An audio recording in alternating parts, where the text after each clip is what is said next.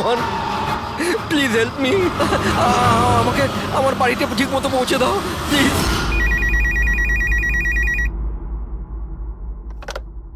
Hello, CID bureau. Hello ma'am, ma'am please আমাকে help করুন। Ma'am, আমার স্বামী এই মুহূর্তে খুব বড় বিপদের মধ্যে আছে। কি স্যার, কি হয়েছেটা কি ওনার? ম্যাম, ওর প্রাণ সংশয় হয়েছে। কেউ ওকে মারতে চায়। ম্যাম প্লিজ ওনাকে বাঁচিয়ে নিন ম্যাম প্লিজ। উনি কি এখন আপনার সঙ্গেই আছেন? না ম্যাম, ম্যাম এই মুহূর্তে উনি ওনার গাড়িতে আছেন ওই সাব স্ট্যান্ড রোডের পাশে, পুরনো যে পোস্ট অফিস আছে ওখানে। আচ্ছা শুনুন ম্যাম, দেখুন আমাদের দুজন অফিসার ওই এরিয়াতেই আছে। আপনি আপনার গাড়ির ডিটেলসটা বলুন। হোয়াইট ব্যাস্টার আছে আর গাড়ির নাম্বার হলো 2536। ম্যাম ওনাকে আপনি বাঁচিয়ে তো নেবেন ম্যাম। আপনি চিন্তা করবেন না, আপনার হাজবেন্ডের কিচ্ছু হবে না। ওকে? প্রবীর, অভিজিৎকে ফোন করো আর ওকে গাড়ির ডিটেলসটা দিয়ে দাও। ওকে বলো যে ব্যাপারটা আর্জেন্ট।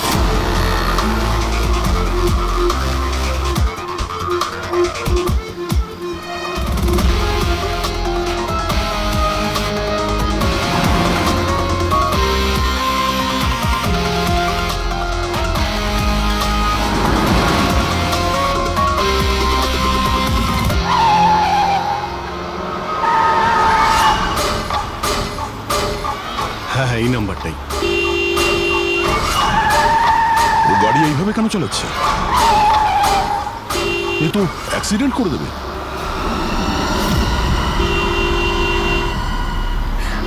আমাকে ক্ষমা করে দাও, আমাকে ক্ষমা করে দাও, আমি মরতে চাই না, আমাকে ক্ষমা করে দাও। কার সঙ্গে কথা বলছে? গাড়িতে তো কেউই নেই। আরে বিনীত, কার সঙ্গে কথা বলছো? গাড়িতে তো কেউ নেই। অন্ধ হয়ে গেছো তোমরা, তোমরা দেখতে পাচ্ছ না এতগুলো লোক আমাকে ডাকছে? করছে কি? আমাকে ক্ষমা করে দাও, আমি মরতে চাই পাগল না। হয়ে গেছে মনে হচ্ছে। বিনীত, বিনীত, বিনীত, তোমার অ্যাক্সিডেন্ট হয়ে যাবে, গাড়িটা থামাও বলছি।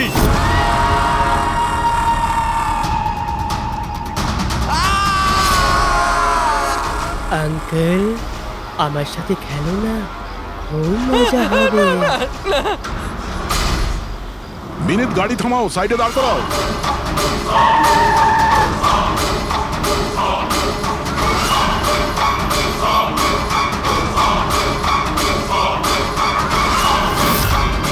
দাঁড়িয়ে যাও।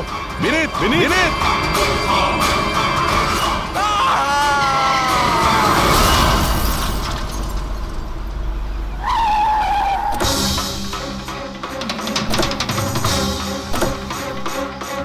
বিনীত, ও নো, এ তো মারা গেছে। স্মেল আসছে।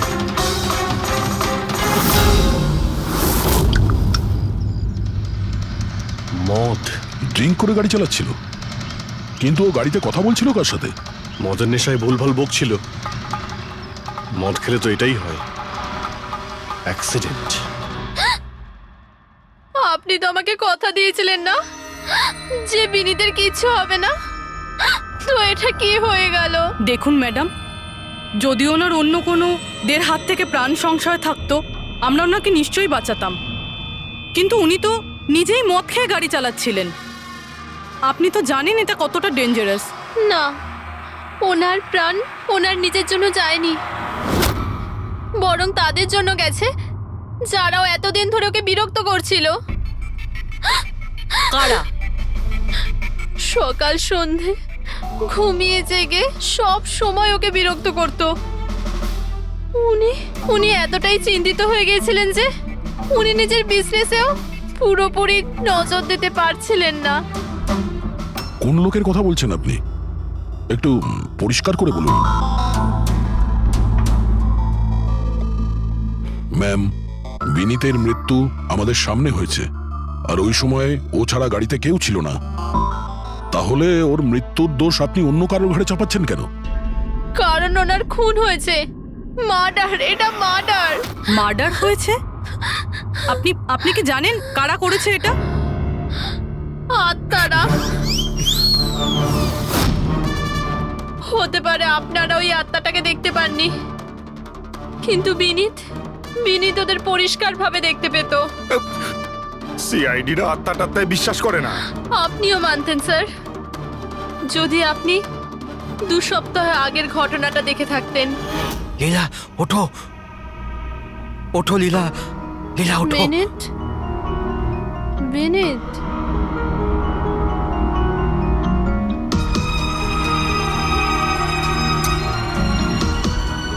বিনীত,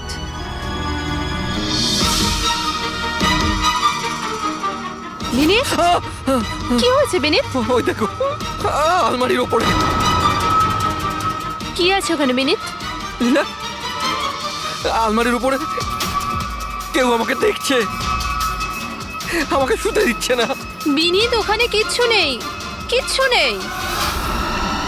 তুমি না নিশ্চয়ই কোনো খারাপ স্বপ্ন দেখেছো। চলো শোবে চলো। আমি কোনো স্বপ্ন দেখিনি। ওই দেখো এখনো দেখছে আমাকে। তুমি কেন দেখতে পাচ্ছ না? বিনীত, ওখানে কিচ্ছু নেই। তোমার শরীর ঠিক নেই বিনীত, চলো তুমি এসে শুয়ে পড়ো, চলো। কিচ্ছু নেই বিনীত, তুমি না খারাপ স্বপ্ন দেখেছো, তার জন্য এরকম হচ্ছে। সরি সরি, আমাকে ক্ষমা করে দাও প্লিজ। 1 মিনিট। আর এই বিনীত কি কারণে ক্ষমা চাইছিল? এটা তো আমিও জানি না স্যার। বিনীত কাজ কি করতো? স্যার ওনার কোম্পানি হসপিটালে মেডিকেল ইকুইপমেন্ট সাপ্লাই করতো। আপনি শিওর যে ওই বিনীতকে খুন আত্মাই করেছে? স্যার আমার আগে তো এটা মনে হয়নি, কারণ না তো আমি কোনোদিন কোনো আত্মা দেখেছি আর না কোনোদিন কোনো আওয়াজ শুনেছি। কিন্তু পরে আমার বিনীতের কথাই বিশ্বাস হতে লাগলো যে ও সত্যি কথা বলছে।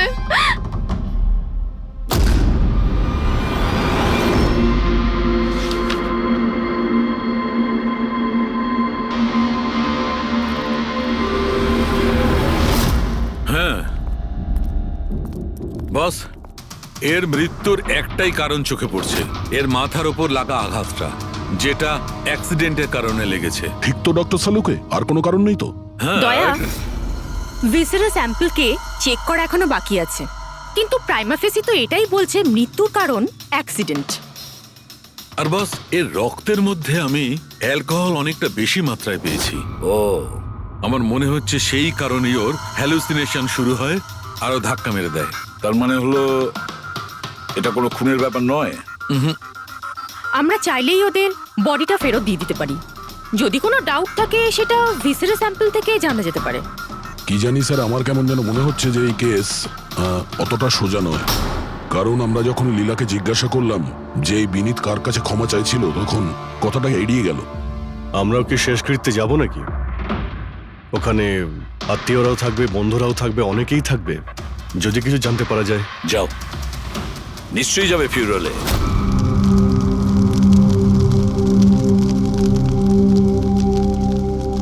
ঠিকই হয়েছে, মরে গেছে। খারাপ লোকেদের সাথে এটাই হওয়া উচিত। তুমি একদম ঠিক বলেছ, এই ধরনের লোকের এরকমই মৃত্যু হওয়া উচিত। ব্যাস, আর ওই দিনটার অপেক্ষা করছি যেদিন ওই দুজনেরও চিতা জ্বলতে দেখব। ওই দিন আমি তোমাদের দুজনকে অনেক বড় পার্টি দেব। কি সমস্যা কি তোমার? হ্যাঁ, এখানে একটা শোক পালন করার জায়গায় উৎসব পালনের কথা বলছো তোমরা? কেন করব না উৎসব? আরে আসল উৎসব তো সেদিন হবে যেদিন এই দুজনেরও চিতা জ্বলবে। ওরা দুজনে চিতায় উঠুক কি না উঠুক, তুমি সিআইডি রাতে ঠিকই আসবে। স্যার, আপনারা যদি সিআইডির লোক হন তাহলে অপরাধীদের সাহায্য করার বদলে আমাদেরকে ন্যায় বিচার দেওয়া উচিত। 1 মিনিট। কি বলতে চাও পরিষ্কার করে বলো। স্যার, আমার নাম পুনিত, আর আমার বাবা পার্পল হসপিটালে ভর্তি ছিল। ভেন্টিলেটরে ছিলেন। ডাক্তারবাবু, নার্স, ডাক্তারবাবু কোথায়? Relax. আমার বাবা মারা যাবে এক্ষুনি। প্লিজ ডাক্তারবাবুকে বলুন। কি হয়েছে? কেন চিৎকার করছেন? চিৎকার করবো না তো কি করবো? আমার বাবা ওখানে মারা যাচ্ছে, আর আপনাদের স্টাফ এখানে বসে মাছি মারছে। আপনি আগে শান্ত হন প্লিজ। আপনি পেশেন্টের কাছে যান, আমি দেখছি। তাড়াতাড়ি করুন প্লিজ। হ্যাঁ, ম্যাম, একটা ঘটনা ঘটে গেছে। কি সমস্ত হয়েছে? ভেন্টিলেটর এক এক করে বন্ধ হচ্ছে। কি? হ্যাঁ ম্যাডাম, আমাদের দুজন ডাক্তার ম্যানুয়ালি অক্সিজেন দেওয়ার চেষ্টা করছে। ম্যাডাম, সবার সাথে এরকম হওয়াটা ঠিক নয়। যদি ভেন্টিলেটর ঠিক না হয় তাহলে পেশেন্টরা মরে যাবে। আরে আস্তে বলো। আরে এটা হসপিটালের রেপুটেশনের ব্যাপার। এটা যদি পেশেন্টের বাড়ির লোকেরা জানতে পারে না, তাহলে একটা ঝামেলা হয়ে যাবে।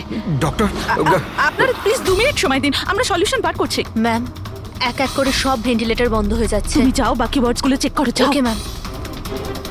আরে ওই আমাদের সাপ্লায়ার বিনীতকে ফোন করো না, ওই সব কিছু ব্যবস্থা করে দেবে। প্লিজ টেনশন নেওয়ার কোনো ব্যাপার নেই। ডক্টর মেহেক হচ্ছে কি এসব? স্যার ভেন্টিলেটর সব বন্ধ হয়ে গেছে স্যার। আপনারা প্লিজ শান্ত হন, আমি কথা বলছি। স্যার এক এক করে সমস্ত ভেন্টিলেটর বন্ধ হয়ে যাচ্ছে স্যার। কি এটা কিভাবে হতে পারে? তো কোনো হসপিটালে ফোন করো না, ওখান থেকে আনাও। আরে রাজা ফোন লাগাও, আর মেহেক একটা কাজ করো, এখানে যে টেকনিশিয়ান আছে ওকে ডাকো। রাজা কি হলো তোমার? তুমি কি শুনতে পাচ্ছ না স্যার কি বললেন? আপনারা কি ডিসকাস করে টাইম ওয়েস্ট করছেন? আমার বাবা মারা যাবে ওখানে। আপনি প্লিজ একটু শান্ত হন, আমরা এক্ষুনি যাচ্ছি please. Ma'am ma'am sir ma'am very bad news. দুটো পেশেন্টের জীবন চলে গেছে, 5টা পেশেন্ট খুব ক্রিটিক্যাল অবস্থায় আছে। স্যার আজ আমাদের পরিবারের লোক আমাদের সাথে নেই, এর জন্য দায়ী শুধুমাত্র এই 3 জন লোক, বিনীত, মেহেক আর রাজা। আচ্ছা, এই বিনীত তো ইকুইপমেন্ট সাপ্লাই করতো, তাই না? হ্যাঁ স্যার। আর বাকি দুজন? স্যার যেদিন এই ঘটনাটা ঘটেছিল সেদিন মেহেক ডক্টর ইনচার্জ ছিল, আর রাজা হসপিটালে অ্যাডমিন সামলাতো। আচ্ছা, এনারা দুজনই কি শুধু হসপিটাল থেকে এসেছেন নাকি ওখান থেকে আরো অনেকে এসেছেন? এসছে স্যার, ওই হেড নার্স পরিণীতা, ওই শেখর যে মেনটেন্যান্সে ছিল, আর উনি ডক্টর কেদার, এই হসপিটালের মালিক। ঠিক আছে, এখন শান্ত হয়ে যাও। আমরা এই মামলার গভীরে যাব। যদি তোমার বাবার সঙ্গে কোনো অন্যায় হয় তো ন্যায় বিচার তুমি নিশ্চয়ই পাবে।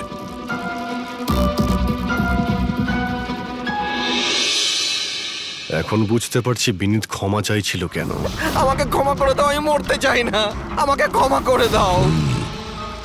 আর এটাও বুঝতে পারছি যে বিনীতের মৃত্যুতে সবাই এত খুশি কেন। তার মানে বিনীতের মৃত্যুর কারণ যে কেউ হতে পারে। আর বিনীতের পরে খুনির পরের শিকার এই এদের দুজনের মধ্যে কেউ হতে পারে।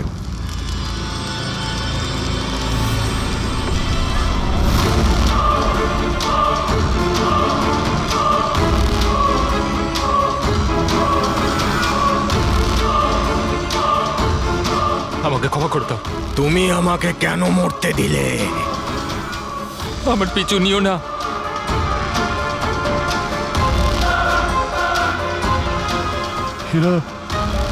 এরা কথা কার সঙ্গে বলছে? আমার পিছু নিও না। আর সেই কাল্পনিক লোকগুলোর সঙ্গে যার সঙ্গে বিনীত কথা বলছিল। চাইলে তুমি আমাকে বাঁচাতে পারতে, কেন মরতে দিলে আমাকে? এবার তুমিও মরার জন্য তৈরি হয়ে যাও। আর এই মহিলারও একই কেস মনে হচ্ছে। ছাড়, ছাড় আমায়, ছাড় আমায়, আগুনের দিকে টানিস না। আমার কোনো দোষ নেই এতে। ছাড়, ছাড়, ছাড়, এই, ছাড় আমায়, ছাড় এই। আমায়, ছাড়, ছাড়, টানিস না আমায় আগুনের দিকে, ছাড়। আরে কি করছো নাকি? কি করছো? এদিকে এসো। আরে তুমি কি করছিলে? হ্যাঁ, আমি একটু ডিস্টার্ব আছি, এতে আপনারা কি করবেন? আমার ডিস্টারবেন্সের সাথে আমায় নিজেকেই লড়তে হবে। তুমি এদিকে এসো, একটু দূরে দাঁড়াও, ওই দিকটা যাও। তাহলে অনেক লোক আছে যারা বিনীতের মৃত্যু সংবাদ শুনে আনন্দিত। হ্যাঁ হ্যাঁ স্যার। আর এখন ওরা মেহেকার রাজার মৃত্যুর খবর শুনতে চাইছে। রাজা আর মাহাকের ব্যবহারটাও খুব একটা নর্মাল লাগছিল না স্যার, অনেকটা ভয়ে ভয়ে ছিল স্যার, বিনীতের মতো। স্যার ভিসারের স্যাম্পলের রিপোর্ট চলে এসেছে। গুড। কোনো গন্ডগোল আছে? হ্যাঁ, একজন সাধারণ মানুষের রক্ত যতটা লাল হয়, বিনীতের রক্ত তার থেকে অনেক বেশি লাল ছিল। ও, এখন বুঝতে পারছি যে বিনীত কেন আত্মা দেখতে পেল। কেন স্যার? পুরবী, মানুষের রক্ত যখন সাধারণের থেকে অনেক বেশি লাল হয়, তার মানে এইটা দাঁড়ায় যে ওই মানুষটি অনেক বেশি দীর্ঘ সময় ধরে কার্বন কম্পাউন্ডের সংস্পর্শে ছিল। আর এই কার্বন কম্পাউন্ডের কারণেই ওর হ্যালুসিনেশন হতো ভীষণ ভাবে। তার মানে কেউ জেনে শুনে বিনীতকে ওই কার্বন কম্পাউন্ডের সংস্পর্শে এনেছিল, যার ফলে বিনীতের মানসিক অবস্থা খারাপ হয়ে গেল আর ওর মৃত্যুর কারণও হয়ে গেল। স্যার, এই খুনি এই কার্বন কম্পাউন্ড পেল কোথায়? এই আমাদের আশেপাশেই সব জায়গায় কার্বন কম্পাউন্ড ছড়িয়ে আছে। মডার্ন জীবনে আমরা যতগুলো মেশিনারি ব্যবহার করছি, ওই সবগুলো, প্রায় সবগুলো কার্বন কম্পাউন্ড ছড়ায়। হ্যাঁ, যে কেউ মেশিনের উপর এরকম কারুকার্য করে এটা করতেই পারে, তার মানে বিনির গাড়িতে বসার আগে এরকম কোনো কেমিক্যালের সংস্পর্শে এসেছিল, যার জন্য ওর এইসব হ্যালুসিনেশন এইসব হচ্ছিল স্যার। ঠিক কথা বস, গাড়িটার এক্সস্ট সিস্টেমটা চেক করতে হবে। গন্ডগোলটা ওখানেই হয়েছে।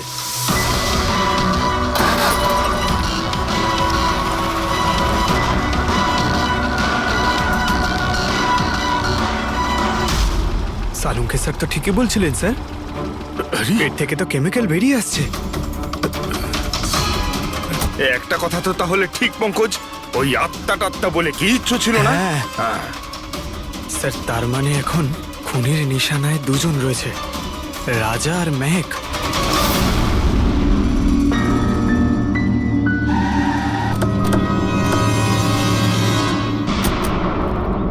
শ্মশানে রাজার ব্যবহারটা খুব একটা ঠিক ছিল না, এখনো ওর মানসিক অবস্থা ঠিক নয়। আরে স্যার, দরজা তো খোলা।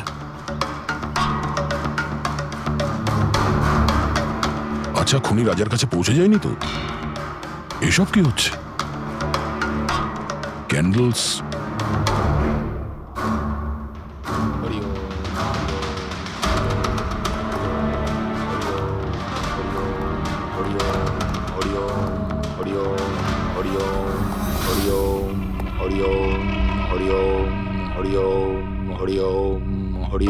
রাজা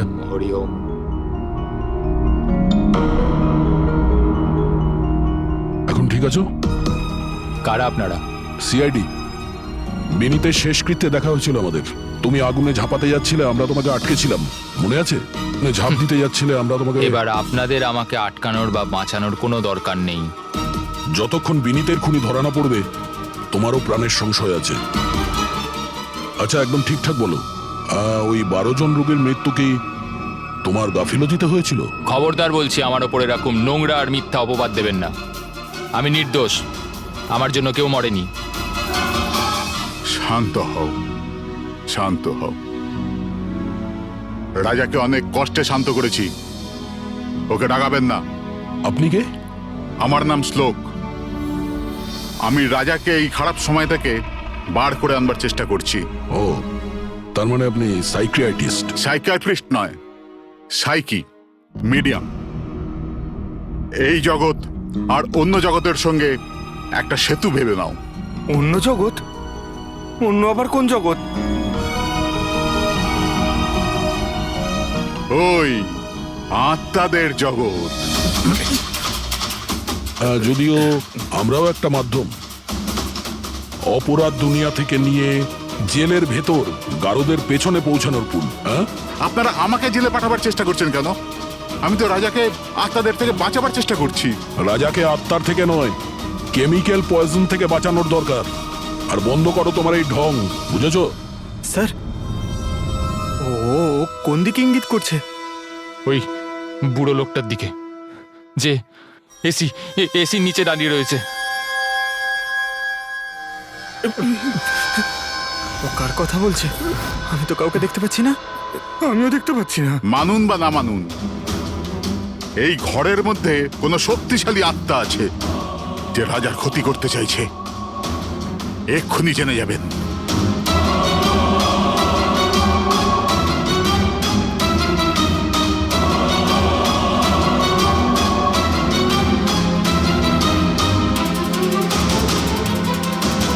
মিটার দিয়ে আত্মা দেখা যাবে?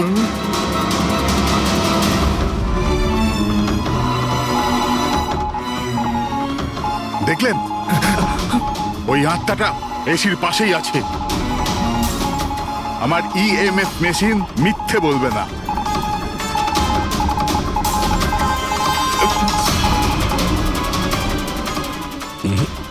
তবে আমাদের ওই মিটার ভুল হতে পারে না, বুঝলে?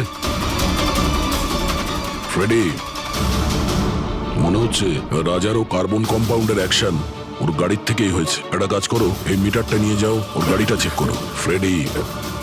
পঙ্কজ, তাহলে বলো, তুমি বিনীতের ফিউরিনালে কি দেখেছো? আমি কাউকে দেখিনি, আমি কিছু দেখিনি। মিথ্যা কথা বলো না। যদি কিছু দেখেই না থাকো তাহলে পালালে কেন? আমি মিথ্যে বলছি না, আমি সত্যি কাউকে দেখিনি। আচ্ছা, হাসপাতালে যে 12 জন মারা গিয়েছিল সেটা কি তোমার গাফিলতির জন্যই হয়েছিল? আমার গাফিলতিতে? দেখুন, আমার দ্বারা যতটা সম্ভব আমি সব চেষ্টা করেছি। আমি ডাক্তার কেদারের সঙ্গে কথা বলেছিলাম, কিন্তু উনি তো কোনো অ্যাকশনই নিলেন না। তাহলে আমি আর কি করতে পারি? আচ্ছা, তার মানে হলো এটা ডক্টর কেদারের ভুল। ওনার থেকেও তো বেশি দোষ ছিল ওই রাজা। ওর একবার দেখা উচিত ছিল যে ভেন্টিলেটরসগুলো কাজ করছে কি না, ওগুলো সময় মতো সার্ভিসিং হচ্ছে কি না। তাহলে কি দোষী রাজা? রাজা আর বিনীত দুজনেই। বিনীতেরও ভেন্টিলেটর সাপ্লাই করার আগে দেখে নেওয়া উচিত ছিল যে ওগুলো ঠিকঠাক কাজ করছে কি না। কতগুলো জীবন নির্ভর করছিল ওই ভেন্টিলেটরসগুলোর উপরে। মনে হচ্ছে রাজা আর বিনীতের জন্য তোমার মনে অনেক রাগ আছে। বিনীতের মৃত্যুতে নিশ্চয়ই খুশি হয়েছো তুমি? এটা কি বলছেন আপনি? একদমই না। আমি একজন ডক্টর, আর আমার কাজ হলো একজন পেশেন্টের জীবন বাঁচানো। কারণ মৃত্যুতে আমি কি করে খুশি হব?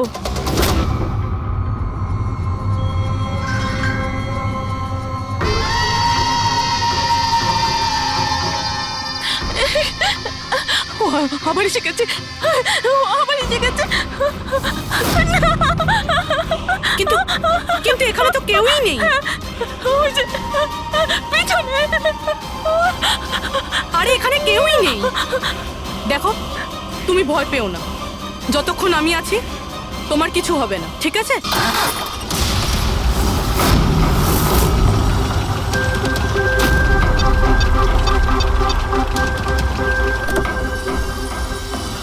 গাড়ির এসিতে তো কার্বন কম্পাউন্ড নেই। বাড়ির ভেতরে গিয়ে দেখা যাক, চল।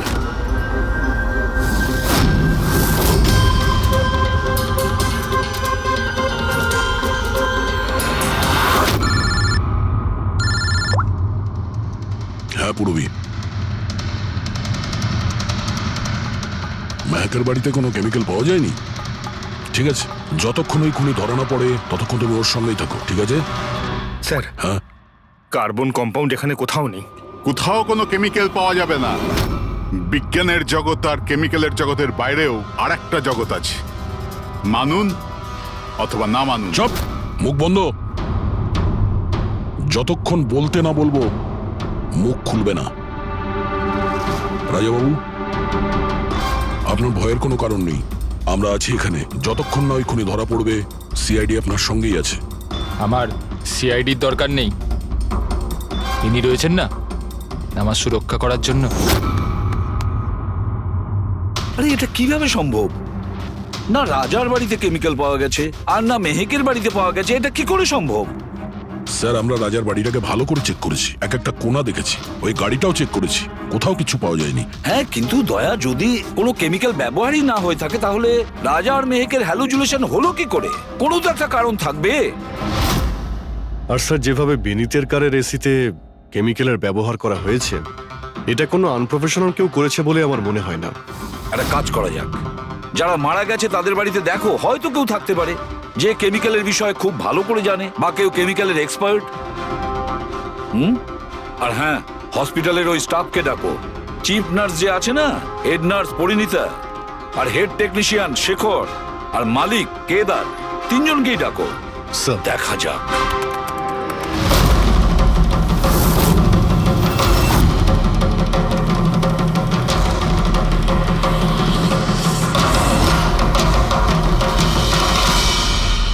তোমার নাম শেখর, তাই তো? Yes sir. হসপিটালের হেড মেকানিক,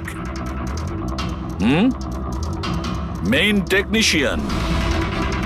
তার মানে হসপিটালে যদি কোনো মেশিনে প্রবলেম হলে সবার প্রথমে তোমার কাছে খবর আসে।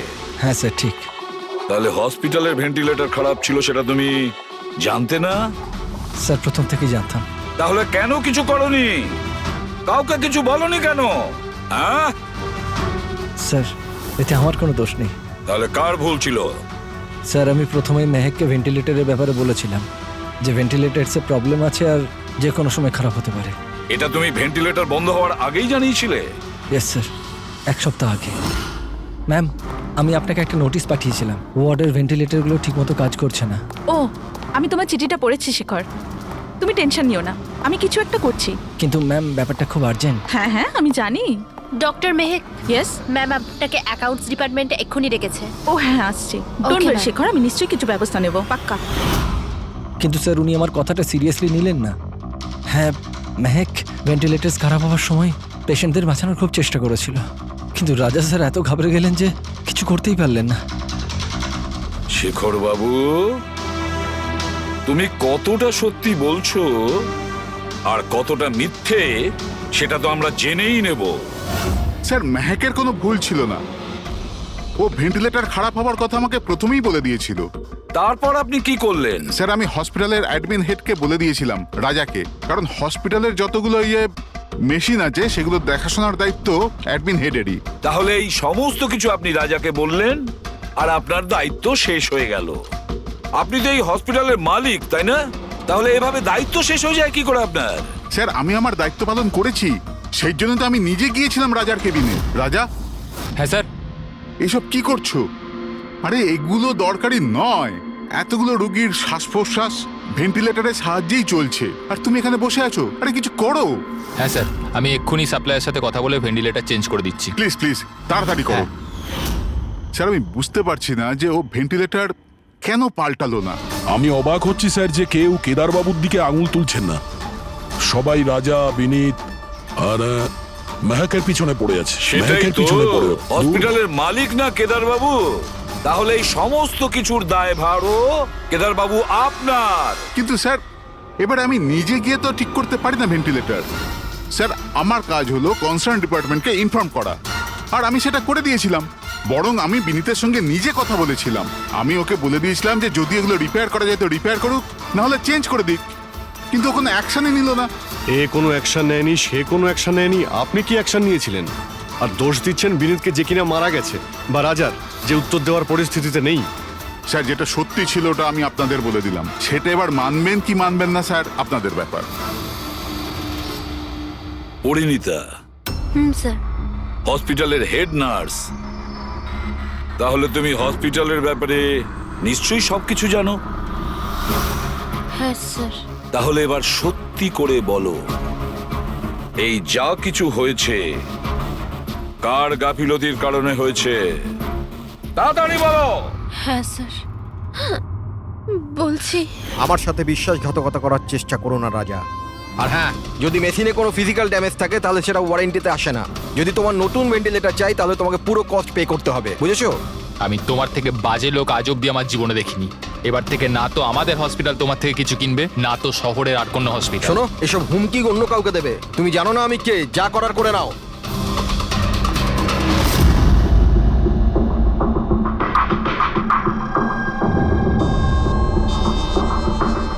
এই যা কিছুই হয়েছে এই রাজা আর বিনীতের ঝগড়ার কারণেই হয়েছে। দুজনের ঝগড়াতে স্যার এতগুলো লোকের প্রাণ চলে গেল। তবে নতুন ভেন্টিলেটরের ব্যবস্থা রাজার করা উচিত ছিল। স্যার এই রোগীদের পরিবারের মধ্যে 3 জন এমন আছে যারা কেমিক্যাল ইঞ্জিনিয়ারিং করেছে। আচ্ছা, 3 জন? তাহলে ওদের ঠিকুজি কুষ্টি বের করো, দেখি কি আছে।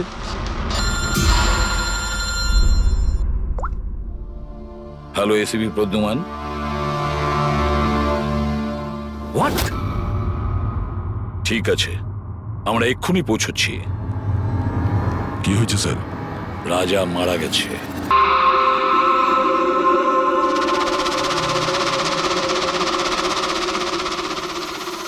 দয়া, এর মৃত্যু তো মাথায় চোট লাগার কারণেই হয়েছে। মনে হচ্ছে ছাদ থেকে লাফ দিয়েছে। হতে পারে হ্যালুসিনেশন এত জোরে হয়ে গেছে যে ঘাবড়ে গিয়ে রাজা উপর থেকে ঝাঁপ মেরে দিয়েছে। আর তুমি খেয়াল রাখছিলে না এর? এই খেয়াল রেখেছো তুমি? হ্যাঁ স্যার রাজা তো একদম শান্ত হয়ে শুয়ে পড়েছিল। আমি কি করে জানবো যে হঠাৎ করে উঠে পড়বে আর আত্মহত্যা করে ফেলবে? যখন এটা হয়েছিল তুমি কোথায় ছিলে? হ্যাঁ স্যার আমি অন্য ঘরে শুয়েছিলাম, তখনই আমি রাজার জোরে জোরে চিৎকার শুনলাম। আমি আত্মাদের সহ্য করতে পারছি না, আমার নিস্তার চাই, মুক্তি চাই। আর যতক্ষণ আমি ওর কাছে পৌঁছবো ততক্ষণ ও ছাদ থেকে পড়ে গেছে। বাহ, কি অদ্ভুত ব্যাপার। রাজাকে একলা রেখে তুমি নাকে তেল দিয়ে ঘুমোচ্ছিলে? হ্যাঁ, আমি তো মনস্থির করেই ছিলাম ঘুমোবো না। কে জানে কিভাবে ঘুমিয়ে পড়লাম। নিশ্চয়ই আমাকে ওই আত্মাগুলোই ঘুম পাড়িয়ে দিয়েছিল। আপনি এটা দেখুন স্যার, মিটারের রিডিং কত বেড়ে গেছে। আমারও কিন্তু একটু ক্লান্তি ভাব লাগছে স্যার। আর দ্বিতীয়বার যদি আমাকে এই মিটার দেখিয়ে দিস না তাহলে মনে রাখিস। দয়া, 1 মিনিট ভাই, একটু মিটারটা দেখি। এই নিন। এই মিটারটা আমি রাখছি। হ্যাঁ, আমি ফেরত দিয়ে দেবো পরে। ঠিক আছে স্যার, কিন্তু দিয়ে দেবেন। হ্যাঁ, দিয়ে দেবো। বরং এখন তুমি বাড়ি গিয়ে একটু আরাম করো। ক্লান্ত হয়ে গেছো, একটু দুর্বলও লাগছে। হ্যাঁ হ্যাঁ স্যার। ঠিক মতো ঘুমও হয়নি। যাও আরাম করো। এটা কি ডক্টর সালুকে? ওকে যেতে দিলেন আর এই মিটারটা রেখে দিলেন? দয়া, এই যে মিটারটা না, এটা খুব কাজের জিনিস।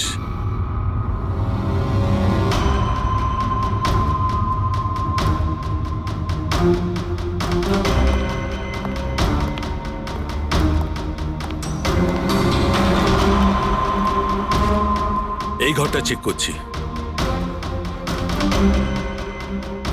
হ্যাঁ ডক্টর, নেই। ওপরে যাওয়া যাক।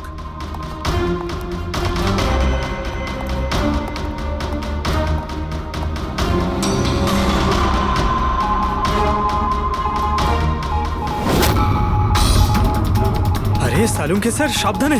এই নিডলটা তো একেবারে জঙ্গলি ঘোড়ার মতো দৌড়চ্ছে। মাই গড, আমরা এখানে এইভাবে দাঁড়িয়ে থাকতে পারি না দয়া। আমাদের প্রোটেক্টিভ পোশাক পরতে হবে। Protective gears? ওটা কি কারণে ডক্টর? আরে দয়া, আমাদের সুরক্ষার জন্য।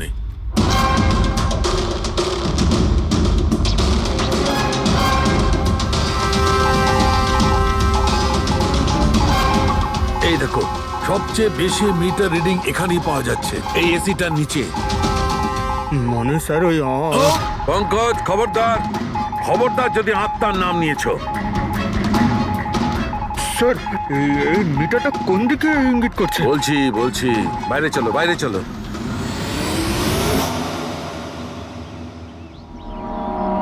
দেখেছো দয়া, এটা হচ্ছে ইএমএফ, ইলেকট্রোম্যাগনেটিক ফিল্ড ডিটেক্ট করে এটা। ইলেকট্রোম্যাগনেটিক ফিল্ডস, এগুলো তো আজকাল সব ইলেকট্রিক অ্যাপ্লায়েন্সের মধ্যে হয় ডক্টর। টিভি, ফ্রিজ, একদম ঠিক দয়া, কিন্তু ওই অ্যাপ্লায়েন্স গুলোর ইএমএফ হিডেন থাকে, লুকোনো থাকে, যাতে মানুষের উপর খারাপ প্রভাব না পড়ে। কি খারাপ প্রভাব? এইটার কারণে লোকেদের নশিয়া হতে পারে, ঘুম না হতে পারে, মন খারাপ হতে পারে। আর যদি অনেকক্ষণে সংস্পর্শে থাকে তাহলে হ্যালুসিনেশন হওয়াটা কোনো বড় কথা নয়। ও, তার মানে রাজার এই হ্যালুসিনেশন কোনো কেমিক্যালের জন্য হয়নি, নিজের ঘরের ইলেকট্রনিক জিনিসপত্রের জন্যই হয়েছে, কারণ ওগুলোর ইএমএফ ঢাকা ছিল না। একদম। তার মানে কেউ জেনে বুঝে এগুলোকে গন্ডগোল করে দিয়েছে। হতে পারে দয়া। এমনিতেই রাজা মনে মনে খুব কষ্ট পাচ্ছিল, খুব দুঃখ পেয়েছিল রোগীদেরকে বাঁচাতে পারেনি বলে। সেই জন্য হ্যালুসিনেশন ওর কাছে আফসোসের রূপে ধরা দিয়েছিল। হতে পারে এই অনুতাপের জন্য বিনীতেরও মৃত্যু হয়েছে। একদম ঠিক। আর ওই অশোক, ওরও দুর্বলতা সেই জন্যই মনে হচ্ছিল, যেহেতু ও এই ইএমএফ এর সংস্পর্শে অনেকক্ষণ ছিল। এখানে ওই কার্বন কম্পাউন্ড পাওয়া যায়নি। এটা কি করে দয়া? কারণ এখানে তো ইএমএফ এর ব্যবহার হচ্ছিল, আর সবচেয়ে বেশি রিডিং উঠছিল বেডরুমে এসির কাছে।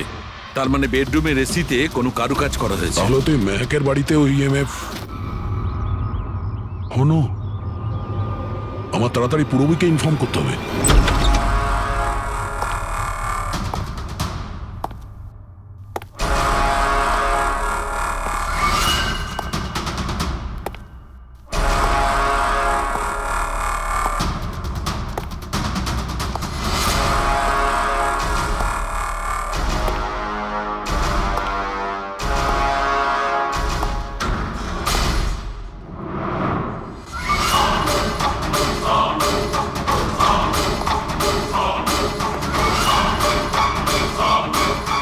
আমাকে একবার মেরে শান্তি হয়নি তোমার? আমাকে আবার মারতে এসেছো?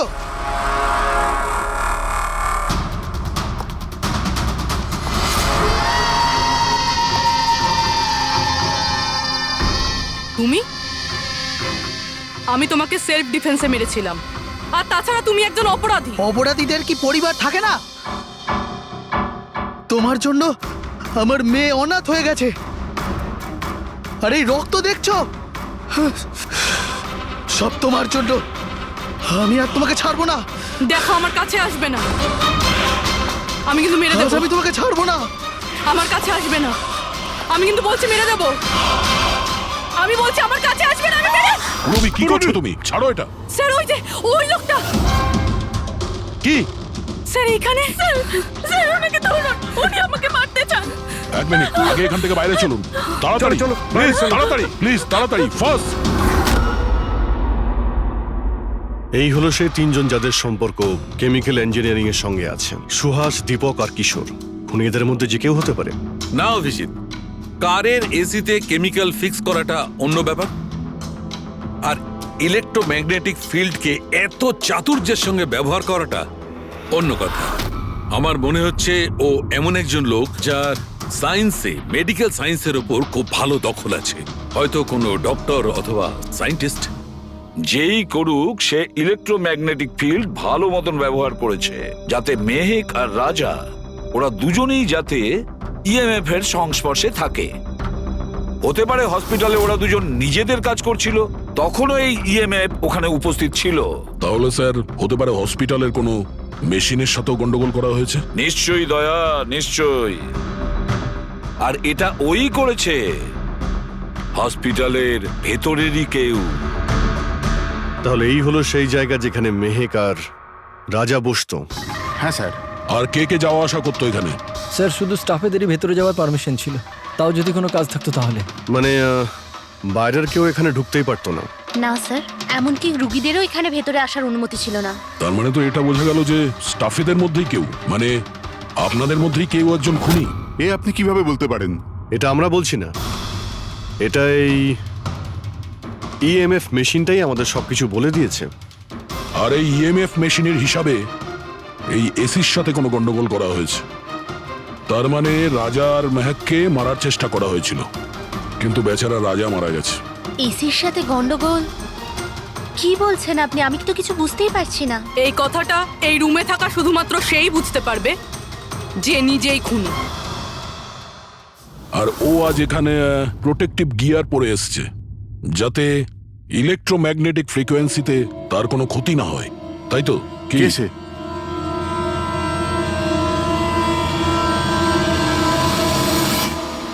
এদিকে এসো।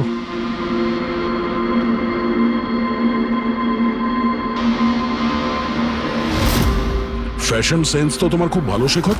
জামা কাপড়ের ভেতরে এই সুরক্ষা কবচ। দেখো, তোমার সমস্ত প্ল্যান আমরা জেনে ফেলেছি, তোমার ব্যাপারে সমস্ত খোঁজ খবর নিয়েছি। তুমি এখানকার এমন একজন টেকনিশিয়ান যে এসির সঙ্গে কোনো গন্ডগোল করতে পারে। এখন তাড়াতাড়ি বলো, কেন করেছো তুমি এসব? আমি করেছি এসব। আর কি ভুল করেছি আমি যদি মেহেক, বিনীতা, রাজার ওপর অভিযোগ লাগিয়েছি। তো এদের জন্য 12টা পেশেন্টের মৃত্যু হয়েছে, যেটা আমি দেখতে পারিনি। তারপর আমি ভাবলাম যে এদের এরকমই মৃত্যু দেওয়ার প্রয়োজন আছে, যেভাবে 12টা পেশেন্ট মারা গেছে। সেই জন্য আমি ইএমএফ আর কার্বন কম্পাউন্ডের বিষ ব্যবহার করেছি ওদের মারার জন্যে, যাতে এদেরকে এমন মৃত্যু দিতে পারি, মৃত্যু নয়, একটা ভয়ঙ্কর মৃত্যু। এটাই আমার ন্যায় বিচার। শাস্তি দেওয়ার অধিকার শুধুমাত্র আইনের আছে, অন্য কারো নয়, বুঝেছো? তুমি জানতে যে এই কেমিক্যাল ব্যবহার করলে ওদের হ্যালুসিনেশন হবে, ওই মারা যাওয়া রোগীগুলো ওরা সামনে দেখতে পাবে, যার জন্য ও পাগল হয়ে যাবে, তাই তো? কিন্তু আমি আমার লক্ষ্য পূরণ করতে পেরেছি। যেরকম মৃত্যু আমি চেয়েছিলাম দিতে, সেরকমই মৃত্যু বিনীতা, রাজাকে আমি দিয়েছি। কিন্তু দুঃখের ব্যাপার, মেহেককে আপনারা শেষ মুহূর্তে বাঁচিয়ে নিলেন। সফল তো তুমি তখন হতে যদি তুমি কোনো অপরাধ না করে ওদেরকে শাস্তি দিতে। তোমার আর ওদের মধ্যে কি পার্থক্য রইল? এখন তুমিও একজন খুনি, তবে তুমি কি শাস্তি পাবে সেটা এখন আদালত ঠিক করবে।